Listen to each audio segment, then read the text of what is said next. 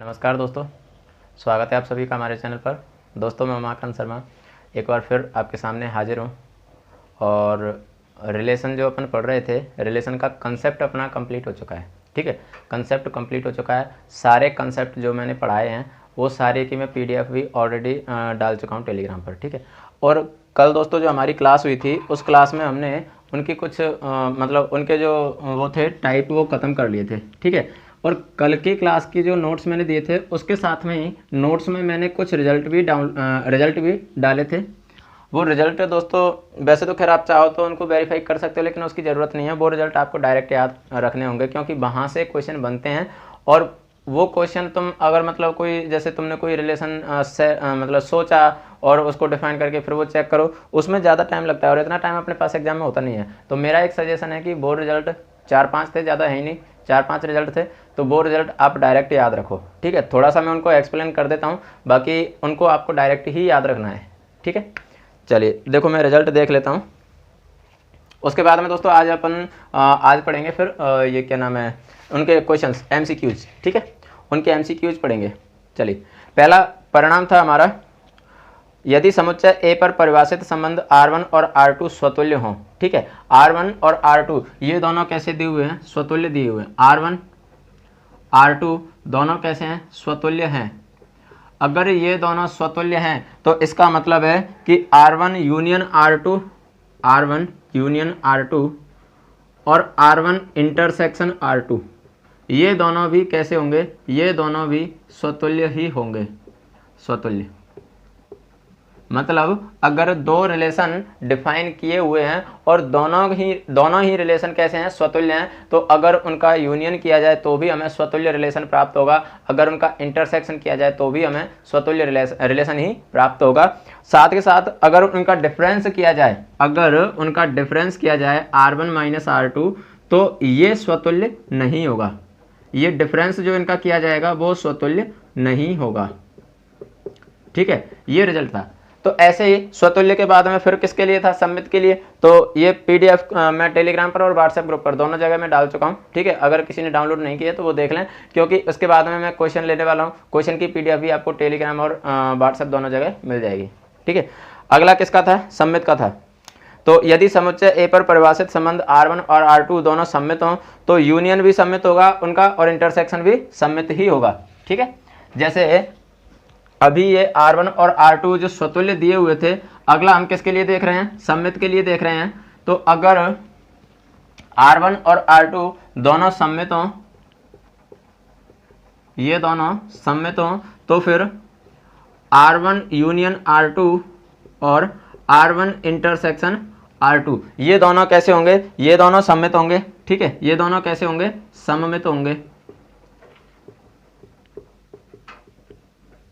ये आपको ये रिजल्ट दोस्तों डायरेक्ट ध्यान में रखने हैं। वैसे अगर आप चाहो तो कोई एग्जांपल लेके देख सकते हो, जैसे कोई एक सेट लिया, ठीक है, उस पर संबंध R1 डिफाइन कर दिया, संबंध R2 डिफाइन कर दिया, फिर उसको वेरीफाई कर सकते हो। लेकिन मैं कह रहा हूँ वेरीफाई करने की जरूरत नहीं है, क्योंकि अपनी रिटर्न एग्जाम नहीं होती है, अपनी एग्जाम रिटर्न नहीं होती है। अपनी एग्जाम कैसी होती है? एमसीक्यू टाइप की होती है, जिसमें हमें डायरेक्ट ऑप्शन चूज करना होता है। समझ में आया? तो इसलिए ये रिजल्ट आपको डायरेक्ट ही याद रखने हैं, इनका प्रूफ देखने की जरूरत नहीं है। ठीक है, चलिए आगे बात करते हैं। अगला संबंध था अपना कि यदि R1 और R2 संक्रामक हों, R1 और R2 दोनों कैसे हों? संक्रामक हों या ट्रांजिटिव हों, तो ऐसी सिचुएशन में R1 इंटरसेक्शन R2 ये कैसा होगा? संक्रामक होगा। R1 यूनियन R2 ये संक्रामक हो भी सकता है और नहीं भी, तो इसलिए हम कह सकते हैं संक्रामक होना आवश्यक नहीं। आवश्यक नहीं, हो भी सकता है, नहीं भी हो सकता। ठीक है, और पूरक की अगर मैं बात करूं तो पूरक ऑब्वियसली पूरक संक्रामक नहीं होगा। पूरक संक्रामक नहीं होगा। ठीक है, तो ये इनके रिजल्ट थे, ये इनके कुछ रिजल्ट थे। उसके बाद में तुल्यता है। तो अगर R1 यूनियन R2 है तो तुल्यता संबंध आवश्यक नहीं है, इंटरसेक्शन है तो तुल्यता संबंध होगा, और डिफरेंस है तो तुल्यता संबंध नहीं होगा। तो ये कुछ रिजल्ट थे जो आपको डायरेक्ट ही याद रखने हैं। एक रिजल्ट और बाकी है, जो आपको ये क्वेश्चन वाली सीट जब मिलेगी, मतलब आज या कल में क्वेश्चन वाली सीट जब भी आपको मिलेगी तो ये रिजल्ट भी आपके पास आ जाएगा, क्योंकि अब 2 लाइन का था ये रिजल्ट, तो मैंने सोचा 2 लाइन का क्या पीडीएफ बनाए, ये क्वेश्चन वाले उसके साथ में आ जाएगा। ठीक है, रिजल्ट में बता देता हूं क्या है कि समुच्चय ए पर परिभाषित संबंध R1 और R2 अगर दोनों प्रतिसम्मित हों, तो प्रतिसम्मित होने की कंडीशन में क्या होता है, प्रतिसम्मित होने की सिचुएशन में R1 इंटरसेक्शन R2 जो होगा वो तो प्रतिसम्मित होगा, लेकिन R1 यूनियन R2 प्रतिसम्मित नहीं होगा। ये एक लास्ट रिजल्ट था। तो टोटल 5 रिजल्ट हैं, ये 5 रिजल्ट आपको डायरेक्ट याद रखने होंगे। ठीक है, चलिए अब अपन बात करते हैं एमसीक्यूज की या प्रीवियस ईयर में आए हुए क्वेश्चंस की। दोस्तों, अगर आपने ये क्लास रेगुलर लिया ना, तो ये क्वेश्चन आपको ऐसे लगेंगे कि अरे सर इतने इजी क्वेश्चन नहीं आते हैं एग्जाम में, ऐसे बोलोगे आप, लेकिन प्रीवियस ईयर के पेपर उठा के देखना, आपको ये क्वेश्चन देखने को मिलेंगे। देखो, अभी मैं 2 क्वेश्चन थ्योरी वाले ले रहा हूँ। ठीक है, थ्योरेटिकल हैं, लेकिन मुझे लगा कि इनको डालना चाहिए इसलिए मैंने लिए हैं।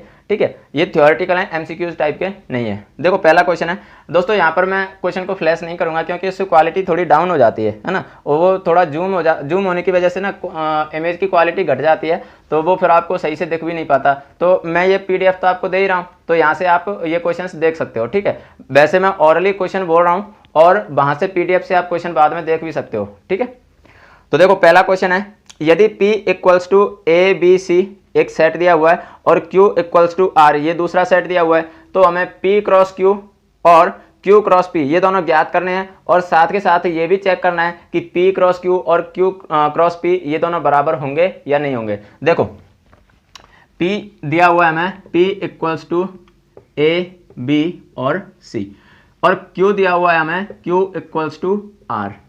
ये हमें 2 सेट दिए हुए हैं, तो सबसे पहले तो हमें P क्रॉस Q ज्ञात करना है और Q क्रॉस P ज्ञात करना है। साथ के साथ हमें ये भी चेक करना है कि P क्रॉस Q और Q क्रॉस P ये दोनों बराबर हैं या नहीं है, ये दोनों बराबर हैं या नहीं है। तो दोस्तों, जब हमने रिलेशन वाली क्लास स्टार्ट की थी तो सबसे पहले हमने कार्टेशियन प्रोडक्ट पढ़ा था, कार्टेशियन प्रोडक्ट पढ़ा था। कार्टेशियन प्रोडक्ट का मतलब कह सकते हैं कार्तीय निर्देशांक पढ़े थे। ठीक है, कार्तीय निर्देशांक कह सकते हैं इनको, कार्टेशियन प्रोडक्ट कह सकते हैं। तो ये हमने देखे थे। अब इनमें क्या था, अगर P क्रॉस Q है, इसका मतलब है कि पहला एलिमेंट P का होगा, दूसरा एलिमेंट Q का होगा।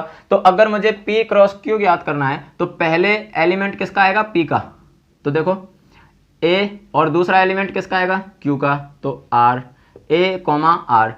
अब उसके बाद में चूंकि यहाँ तो एक ही है, इसलिए अब इसको तो भाई आगे कोई एलिमेंट इसमें है ही नहीं, तो आगे निकालें कहाँ से। तो अब दूसरा B ले लो, इसका B, R, इसका C, R, ये आ गया अपना P क्रॉस Q। ठीक, P क्रॉस Q आ गया। उसके बाद में हम निकालेंगे Q क्रॉस P। अब Q क्रॉस P का मतलब क्या होगा, फर्स्ट एलिमेंट जो आएगा अब वो किसका आएगा, Q का। पहले हमने फर्स्ट एलिमेंट किसका लिया था, P का, अब किसका आएगा, Q का। तो यहां पर आ जाएगा R, A, R, B और R, C। ठीक है, ये तो आ गए हमारे P क्रॉस Q और Q क्रॉस P दोनों आ गए। अब चेक ये करना है कि क्या ये दोनों बराबर हैं या नहीं है। तो दोस्तों, हमने सेट में पढ़ा था कि सेट में उनके क्रम का या उनके ऑर्डर का कोई प्रभाव नहीं होता, सेट में उनका कोई प्रभाव नहीं होता, चाहे कोई एलिमेंट आगे लिख दो पीछे लिख दो, कोई फर्क नहीं पड़ेगा। लेकिन क्रमित युग्म में या कार्टेशियन प्रोडक्ट में, क्रमित युग्म में इसका विशेष महत्व होता है, क्रमित युग्म में इसका विशेष महत्व होता है। ठीक है, तो क्रमित युग्म में महत्व कैसे होता है, इनका ऑर्डर, कहने का मतलब जो मैंने यहाँ पर A, R लिखा हुआ है वो कभी भी R, A के बराबर नहीं होगा। आगे बात समझें, यहाँ पर क्रमित युग्म में इनका क्रम का विशेष महत्व होता है, तो इसका मतलब हम कह सकते हैं कि ये दोनों बराबर नहीं है, क्योंकि यहाँ A, R है तो A, R तो कहीं नहीं दिख रहा, R, A है, लेकिन इनका तो डायरेक्शन चेंज हो गई ना, इसलिए ये कभी भी बराबर नहीं होंगे। और अगर तुम्हें ध्यान हो तो मैंने क्रमित युग्म जब पढ़ाए थे तब मैंने बताया भी था, मैंने लिखाया भी था साथ के साथ में कि यदि A क्रॉस B है तो वो कभी भी B क्रॉस A के बराबर नहीं होगा। बताया था कि नहीं बताया था। तो जब A क्रॉस B, यहाँ पर P क्रॉस Q कर दिया, क्या फर्क पड़ रहा है, किसी से भी डिनोट कर सकते हैं ना, आया ना समझ। तो ये क्वेश्चन काफ़ी अच्छा है, बहुत इजी है, बहुत बेसिक है, लेकिन काफ़ी अच्छा क्वेश्चन है। ठीक है, यहाँ से क्वेश्चन काफ़ी बन जाते हैं कंपटीशन में। चलिए अगले क्वेश्चन की बात करते हैं। अगला क्वेश्चन है, यदि a इक्वल्स टू 1 2 3, a दिया हुआ है हमें 1 2 और 3, और b दिया हुआ है 3 and 4, b equals to 3 and 4, और c दिया हुआ है c इक्वल्स टू 4 5 6, 4 5 और 6, ये हमें दिए हुए हैं। तो हमें ज्ञात क्या करना है, देखो पहला हमें ज्ञात करना है a cross b intersection c, a cross b intersection c। दोस्तों जब आपको ये सीट मिलेगी तो उसमें क्या है कि जैसे ये सीक्वेंसली चार क्वेश्चन थे, a cross b intersection c, दूसरा a cross b intersection a cross c। चलो मैं पहले चारों क्वेश्चन लिख देता हूँ, a cross b intersection a cross c, और थर्ड है a cross b union c, और फोर्थ है a cross b union a cross b union a cross c। ठीक है, ये है। तो दोस्तों मैंने जब इनको मतलब यहाँ पर नोट किया था, हाथों से नोट किया था, तो मैंने बाई मिस्टेक थर्ड क्वेश्चन को पहले लिख दिया है। तो वो मैंने लिखा हुआ है इसमें क्लियर लिखा हुआ है कि थर्ड क्वेश्चन मतलब पहले थर्ड क्वेश्चन सॉल्व किया हुआ है। ठीक है, तो वो केवल सीक्वेंस चेंज हुआ है। ठीक है, तो वो थोड़ा सा आप देख लेना। ठीक है, कहीं पहले मतलब ये पहले मैंने जो थर्ड को सॉल्व कर दिया है इसको फर्स्ट समझ के और फिर गलती कर बैठो। ठीक है, तो मैंने थर्ड को पहले सॉल्व कर दिया है बाई मिस्टेक, इसको पहले ले लिया था, बाद में इनको लिया था। तो वो कोई ना वो आप देख लेना, मैंने नंबर यहाँ पर डाला हुआ है। ठीक है, चलिए मैं पहले की बात करता हूं, a cross b intersection c। अब देखो सबसे पहले तो मुझे यहाँ पर क्रमित युग्म निकालने हैं या कार्टेशियन प्रोडक्ट करना है। तो इसका मतलब है कि पहले मुझे b क्रॉस c तो पता होना चाहिए कि b इंटरसेक्शन c तो पता होना चाहिए कि वो कितना है। तो पहले b इंटरसेक्शन c निकाल लो। b इंटरसेक्शन c कितना हो जाएगा, b और c में जो कॉमन है वो देखो, कॉमन क्या है इसमें, केवल 4 ही है ना कॉमन, तो 4 के अलावा तो कोई कॉमन नहीं है। तो इसलिए b इंटरसेक्शन c का मान क्या हो गया, 4। ठीक है, अब कोई दिक्कत नहीं है, अब हम क्रमित युग्म निकाल सकते हैं, a cross b intersection c। इसका मतलब हमें क्रॉस किसका करवाना है, 1 2 3, इसका क्रॉस किससे करवाना है, 4 से। यही तो है भाई, ये तो हो गया a, ये रहा, और b इंटरसेक्शन c 4 हो गया। अब देखो फर्स्ट एलिमेंट a का, तो 1 4 2 4 3 4, और दोस्तों ये आ चुका हमारा a cross b intersection c। उम्मीद करता हूं समझ में आया होगा। सबसे पहले कुछ नहीं करना हमें, सबसे पहले b इंटरसेक्शन c निकाल लो तुम। तो सबसे पहले b इंटरसेक्शन c निकाल लो, b इंटरसेक्शन c आ गया, a से उसका क्रमित युग्म करवा दो। भाई ऐसे ही तो करते हैं हम, a क्रॉस b। अब ऐसे मान लो कि यहाँ पर b क्या है, b इंटरसेक्शन c है, ऐसे मान लो तुम। तो b क्या है, या ऐसे कह लो x क्रॉस y करते हैं ना, x क्रॉस y ये करते हैं ना। तो यहाँ पर ऐसे मान लो कि x तो क्या है a, और y क्या है b इंटरसेक्शन c, y क्या है b इंटरसेक्शन c। जैसे तुम्हें अच्छा लगता है वो सोच सकते हो, जैसे अच्छा लगता है। बाकी इसमें इतना सोचने वाली बात है भी नहीं कि b इंटरसेक्शन c निकाला, उसका a से क्रमित युग्म कर दिया। ठीक है, चलिए दूसरे क्वेश्चन की बात करते हैं। दूसरा क्वेश्चन है a क्रॉस b और a क्रॉस c दोनों का इंटरसेक्शन करना है। तो पहले तो a क्रॉस b और a क्रॉस c निकाल लें। देखो a क्रॉस b निकाला मैंने, सेकंड का आंसर हो जाएगा a क्रॉस b निकाला। a क्रॉस b कितना होगा, a का b से क्रॉस करेंगे तो देखो 1 3 1 4, पहले 1 के साथ ले लिए, फिर 2 के साथ में 2 3 2 4, फिर 3 के साथ में 3 3 और 3 4। ये लो, ये तो आ गया a क्रॉस b। ठीक है, a क्रॉस b आ गया। उसके बाद में क्या निकालना है, a क्रॉस c निकालना है। तो a क्रॉस c निकालेंगे, a का c से क्रॉस करवाओ, तो ये हो जाएगा 1 4 1 5 1 6। 1 का सभी से करवा दिया, अब 2 से करवाओ, 2 4 2 5 2 6। अब 3 से करवाओ, 3 4 3 5 और 3 6।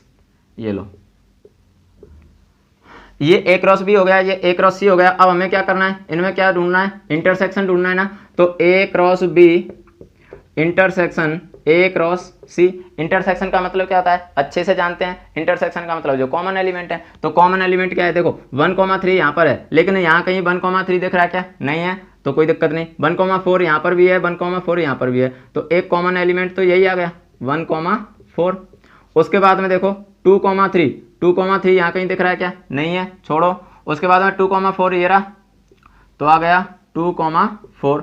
उसके बाद में 3,3, तो 3,3 यहाँ कहीं दिख रहा है क्या, नहीं है सर। उसके बाद में 3,4 ये रहा 3,4, तो ये आ गया 3,4। और दोस्तों एक लॉजिक वाली बात बताऊं, अगर हमें यहाँ पर इंटरसेक्शन निकालना है ना, इंटरसेक्शन निकालना है, तो इन दोनों का यानी बी और सी का जो भी कॉमन चल रहा है ना, यानी बी और सी में जो भी इंटरसेक्शन है ना, उसका इससे क्रमित युग्म करवा दो, आंसर वही आना है। आया समझ में? कहने का मतलब है ये बी इंटरसेक्शन सी करवाया, तो इसका ए से क्रॉस करवाएंगे तब भी तो यही आंसर आए थे ना अपने। तो कैसे भी करवा सकते हैं, ये तरीका भी है और इससे करके बताया वो तरीका भी है, कैसे भी कर सकते हो, ठीक है। चलिए आगे बात करते हैं। थर्ड क्वेश्चन है ए क्रॉस बी यूनियन सी। अब ए का बी यूनियन सी से क्रॉस करवाना है, तो देखो पहले तो बी यूनियन सी निकालो। बी यूनियन सी निकालेंगे तो यह आ जाएगा B union C equals to 3, 4, 5 और 6, यही तो आएगा। ये बी रहा, ये सी रहा, तो ये 3, 4, 5, 6 आ गया। अब ये अगर पूछ रहे हो कि सर ये कैसे आया, 3, 4, 5, 6 कैसे आया, तो भाई अगर सेट आपने नहीं पढ़े हैं ढंग से तो सेट को देखो, ठीक है। अगर आप डायरेक्ट रिलेशन पर आए हो तो नहीं आ सकते, ठीक है, क्योंकि सेट के सारे प्रॉपर्टी यहाँ पर यूज होंगी। इसीलिए तो मैंने पहले सेट को लिया था, सेट को एकदम जीरो से लिया था मैंने। तो अगर आपने पहले वाले वीडियो नहीं देखे हैं तो वो जरूर देखो, ठीक। उसके बाद में देखो ये बी यूनियन सी आ गया, तो अब ए से इसका क्रॉस करवा दो, A cross B union C, A cross B union C equals to, अब ए से क्रॉस करवाएंगे इसका, तो देखो 1,3, 1,4, 1,5 और 1,6। 1 से करवा दिया, अब 2 से करवाओ, 2,3, 2,4, 2,5, 2,6। उसके बाद में 3 से करवाओ, 3,3, 3,4, 3,5 और 3,6। ये लो, ये इनका क्रमित युग्म आ चुका। आया समझ में? ये पहले ए के एलिमेंट, उसके बाद में बी यूनियन सी के एलिमेंट, ठीक है। तो ये इसका हो गया। आगे लास्ट वाले क्वेश्चन की बात करते हैं। लास्ट है अपना A cross B union A cross C. जैसे मैंने अभी पहले और दूसरे में रिलेशन बताया था, भाई इनमें भी तो वही होगा, ए क्रॉस बी यूनियन सी जो हमने किया था वही तो ये आएगा। क्योंकि अगर देखो यहाँ पर वो जो डिस्ट्रीब्यूशन प्रॉपर्टी अगर थोड़ा सा उसको देखो, उससे रिलेट हो रहा है। आया समझ में? उसमें रिलेशन में हमने जो देखे थे डिस्ट्रीब्यूशन प्रॉपर्टी वगैरह, वो जो देखी थी डी मॉर्गन नियम वगैरह देखे थे, उनसे इनको रिलेट करो तो बहुत ईजिली समझ में आ जाएगा कि जो आंसर इसका है वही इसका होगा, जो इसका है वही इसका होगा।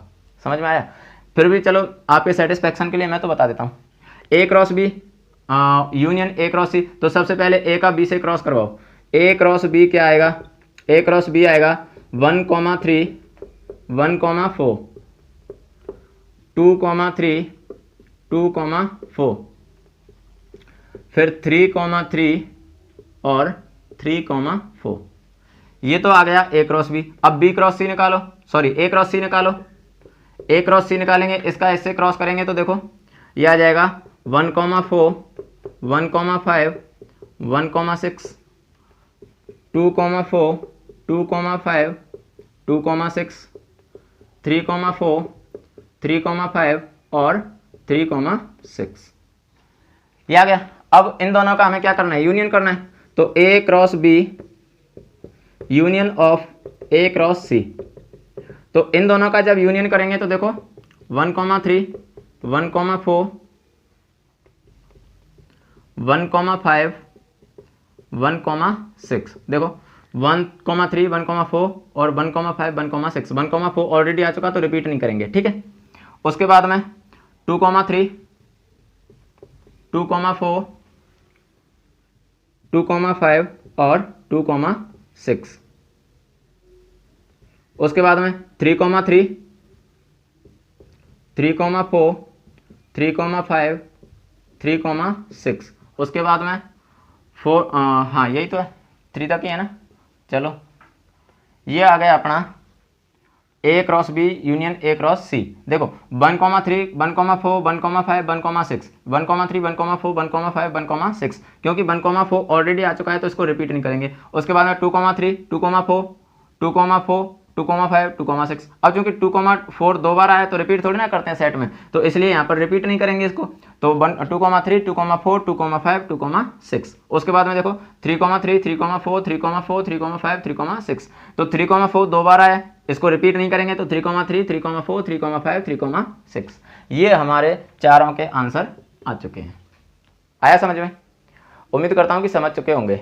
ठीक है, तो दोस्तों वैसे तो खैर आज ये नियम जो मैंने रिजल्ट बताए थे उनको समझाने में और ये दो थ्योरेटिकल जो क्वेश्चन थे इनको समझाने में काफ़ी टाइम जा चुका है और अपना टाइम वैसे ख़त्म होने की तरफ है, लेकिन फिर भी एक दो क्वेश्चन और ले लेते हैं। 2 क्वेश्चन हमने यहाँ पर कर लिए हैं थ्योरेटिकल, 3 क्वेश्चन MCQs वाले ले लेते हैं। तो आज 5 क्वेश्चन हो जाएंगे, बाकी फिर कल अगली क्लास में अपन देख लेंगे। ठीक है,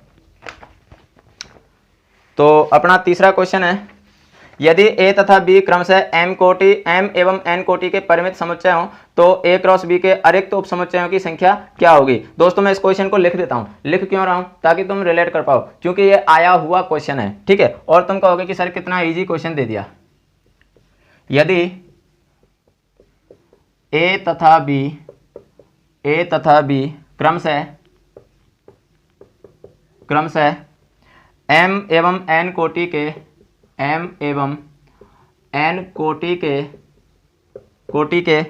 परिमित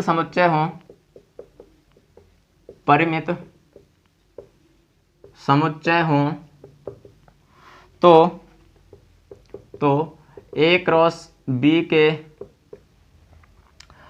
अरिक्त उप समुच्चयों की संख्या क्या होगी। अरिक्त उप समुच्चयों की संख्या क्या होगी। If the order of A and B are M and N respectively and A and B are finite set, then find the number of non-zero subset of A cross B। ठीक है, ये हो गया इंग्लिश में। एक बार मैं फिर से रिपीट कर देता हूँ इंग्लिश में। If the order of A and B are M and N and A and B are finite set, then find the non-empty subset of A cross B। ठीक है, मैंने 2 बार रिपीट कर दिया इंग्लिश में। अब देखो इसके ऑप्शन हमें दिए हुए हैं 2 की पावर mn, 2 की पावर mn प्लस 1, 2 की पावर mn माइनस 1, 2 की पावर m प्लस n।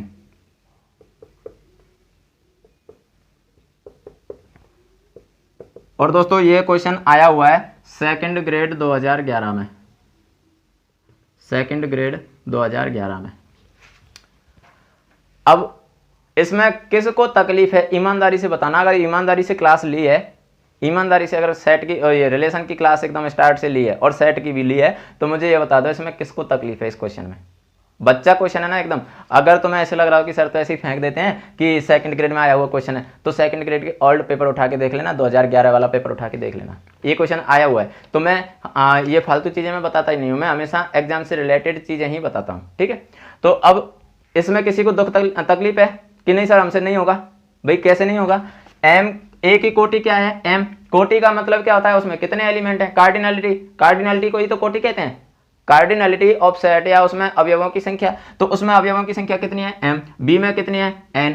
अब उसने क्या पूछा है a क्रॉस b के अरिक्त उप समुच्चयों की संख्या क्या होगी। तो a क्रॉस b के टोटल उप समुच्चय तो कितने हो जाते, 2 की पावर mn अगर टोटल पूछता तो। लेकिन ये क्या पूछ रहा है, कीवर्ड पकड़ने हैं भैया, कहीं डायरेक्ट तुम a को लगा दो फिर बोलो कि सर ने तो बताया था, कीवर्ड पकड़ने हैं। ठीक है, इसने क्या बोला है, अरिक्त उप समुच्चयों की संख्या। तो अरिक्त में से, अरिक्त का मतलब है रिक्त को उसमें से हटा दो, रिक्त तो एक ही सबसेट होगा ना, केवल 5 ही होगा, बाकी तो कोई रिक्त नहीं होता, क्योंकि ऑलरेडी ये दिए हुए हैं परिमित समुच्चय हैं, अरिक्त हैं, तो इसलिए अरिक्त उप समुच्चयों की संख्या क्या हो जाएगी, इसमें से -1 कर दिया, यानी ऑप्शन नंबर सी हमारा राइट आंसर हो जाएगा।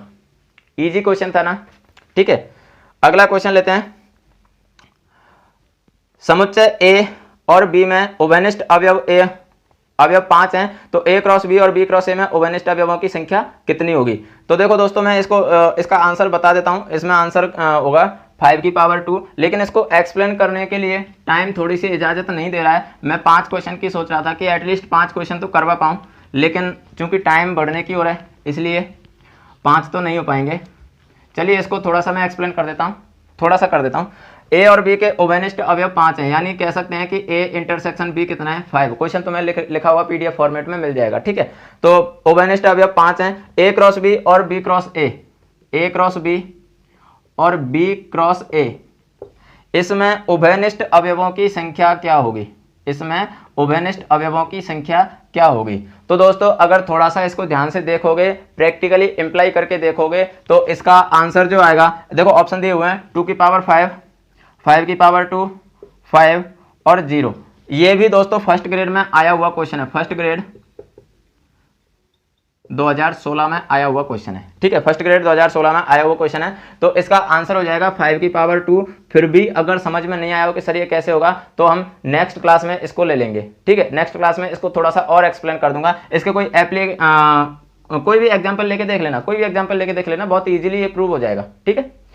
तो धन्यवाद दोस्तों, आज थोड़ा सा टाइम इजाजत नहीं दे रहा है। मैं पूरा सोच रहा था कि 10 क्वेश्चन तो कम से कम करवा पाऊँ, लेकिन चूंकि वो रिजल्ट को समझाने में थोड़ा सा अपना टाइम लग गया, ठीक है। तो मिलते हैं फिर अगली क्लास में, और इस क्वेश्चन को डोंट वरी मैं अगली क्लास में बिल्कुल एक्सप्लेन करूंगा, ठीक है।